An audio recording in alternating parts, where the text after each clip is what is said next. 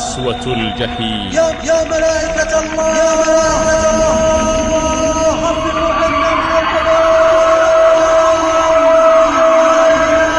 قسوة الجحيم. إنا نحترق إنا نهلك. فيسكتون عنهم ما شاء الله ثم يجيبونهم. قالوا أولم تك تأتيكم رسلكم بالبينات قالوا بلى قالوا فادعوا وما دعاء الكافرين إلا في ضلال.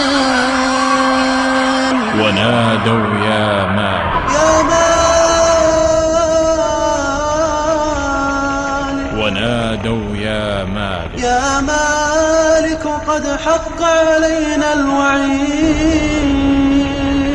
يا مالك قد أثقلنا الحديد. ونادوا يا مالك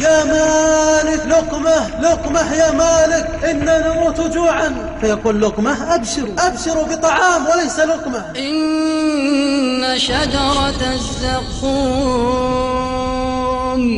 طعام الأثيم كالمهل يغلي في البطون.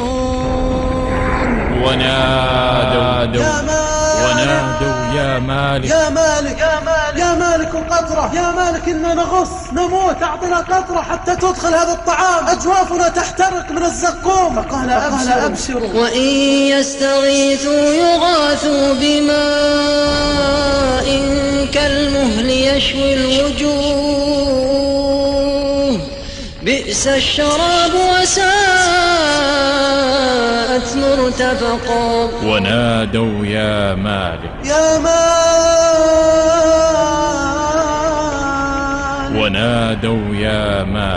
مالك قد نضجت منا الجلود.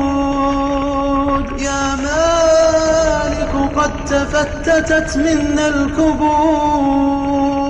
يا مالك أخرجنا منها فإنا لا نعود. ونادوا يا مالك اعدمنا. قل لربك يقضي علينا نريد الموت. ونادوا يا مالك كفانا عذاب. يا مالك والله احترقنا. علمنا أن المعاصي تحرق. خلاص. يا مالك فيسكت عنهم ألف عام وهم يترجون يسترحمون يبكون يصرخون. ثم يقول قال إنكم